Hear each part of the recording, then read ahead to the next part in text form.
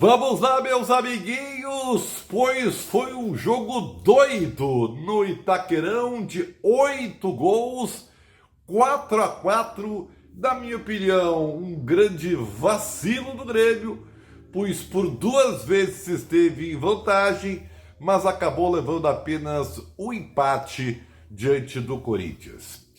E olha que o Renato e a direção prometiam um Grêmio diferente, com uma outra postura. E a bem da verdade, nos primeiros 27, 20, 30 minutos de jogo foi o que se viu. Porque o Grêmio modificado, com o Natan na vaga de Carbajo, que machucado voltou para Porto Alegre, e também com a entrada de Fábio na lateral direita, o time do Grêmio se mostrou organizado, articulado e protagonista da partida.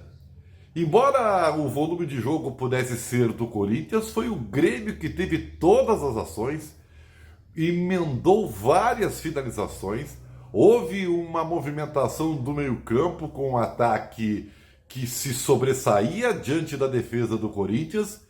E o Grêmio já merecia estar vencendo quando o Natan, de boa atuação até então, e surpreendente porque ninguém esperava a sua escalação, o Grêmio fez 1-0 já merecendo estar na frente. E não parou por aí. O Corinthians completamente assustado, apavorado, um time com grandes deficiências técnicas e pressionado pelos maus desempenhos. O Grêmio chega à frente e faz o 2-0 com o Cristaldo. Isso era 26 minutos do primeiro tempo. Bom, a rigor, o Grêmio estava mandando no jogo e ameaçava uma goleada histórica diante do Corinthians em pleno Itaquerão. Pois aí acontece o Mandrake. Algo inacreditável. E o Corinthians, em 7 minutos, virou o jogo no primeiro tempo. O Grêmio simplesmente fez 2-0 e desistiu da partida. Acabou desatento na marcação, deixando os laterais do Corinthians jogarem à vontade. E o Corinthians, que até então ia de vez em quando, mas não ameaçava, começou a produzir, o Grêmio começou a fazer defesas importantes, e a partir dos 44, eu disse 44 do primeiro tempo, o Corinthians começou a fazer gols e não parou mais.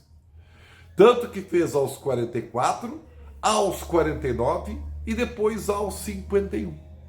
E terminou o primeiro tempo numa virada inacreditável, deixando o torcedor do Grêmio embabascado. Mas o que aconteceu para o Grêmio dar esse mandrake, nananeném, estátua, seja lá o conceito que se possa dar? E eu fiquei muito preocupado em o que poderia ser esse intervalo. Pois então, meus amigos, Renato muda o time, tira Cristaldo e Natan e coloca Galdino no time. Galdino, ele e Ferreirinha.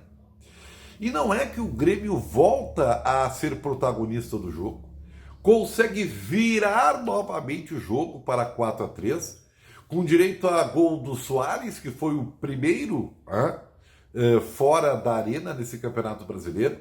Antes o Galdino, que entrou bem no jogo, já tinha feito um golaço.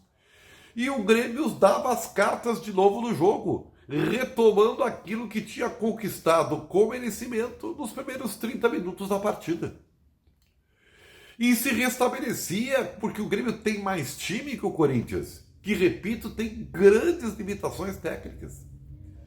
E o Grêmio conseguia algo que também não se imaginava mais, porque depois do vacilo que teve no final do primeiro tempo, não se imaginava que o Grêmio tivesse forças. Mas provavelmente o vestiário do Grêmio foi de muita pressão, de muita cobrança, e as alterações deram resultado. Porque se é verdade que nesses primeiros 30 minutos Natan jogou bem, Cristaldo também, aliás, foram os autores dos gols, eles também contribuíram para que o Grêmio desse esse mandrake e ficasse desatento de novo no jogo, sem reação. E, evidentemente, a entrada desses dois jogadores fortaleceu o aspecto físico e emocional da equipe, que virou para 4-3. E quando se imaginava que estava encaminhado uma grande vitória do Grêmio, né, depois desse sobressalto, eis que o Juliano, que também havia entrado na equipe do Corinthians, faz o 4-4. E aí o jogo permanece num ataque para lá e ataque para cá, onde, aliás, os ataques se sobressaíram muito diante dos sistemas defensivos desse jogo. E o jogo acabou se arrastando, né, neste empate até o final. 4-4, o Grêmio acaba levando um ponto, mas, na minha opinião, vacilou, porque esteve com o jogo, na minha opinião, na sua mão, né? Porque tem mais time, porque até produziu para poder ganhar, mas, infelizmente, por duas vezes, acabou entregando o ouro para o bandido. A primeira, inacreditável. Tomar 3 gols em 7 minutos é inaceitável, né?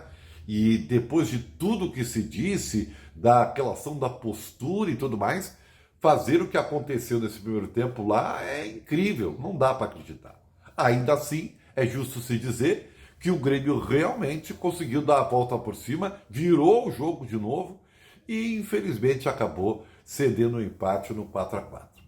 Não dá para terminar esse post sem dizer do último lance do jogo, onde, na minha opinião, houve um pênalti claríssimo, né? O toque do Yuri Alberto na área do Corinthians. E aí, meus amigos, é aquela história da tal interpretação. Eu confesso para vocês, com tantos anos de jornalismo, com tantos anos de futebol, tem uma coisa que não tem como dar certo. O mesmo lance ter interpretações diferentes. Não há critério, não há padrão. E nesse tipo de situação, tem que haver um padrão. Então você não sabe, eu não sei, ninguém fica sabendo quando é pênalti ou quando não é pênalti. Na minha opinião, braço do Yuri Alberto, estendendo o seu universo de corpo, pênalti claro, mas o juiz, o Sampaio e o VAR não detectaram. Para mim houve um prejuízo claro. No final, 4-4, um grande entretenimento para quem não estava envolvido emocionalmente com o jogo, um baita no jogo, 8 gols, né? 4-4, mas eu acho que o Grêmio deixou escapar a oportunidade de fazer uma grande vitória fora de casa, seria importante na tabela de classificação, vacilou e acabou não levando os 3 pontos, mesmo diante de um frágil Corinthians que joga sob pressão mesmo dentro de casa. E aí, o que vocês acharam desse jogo maluco, hein? Lá no Itaquerão, né? 4-4, Grêmio e Corinthians. Tamo junto, galera. Tá aí, né? KTO, vai lá, o Código Ribeiro. Tem um free bet legal, aposte com responsabilidade, site para maiores de 18 anos. Tamo junto.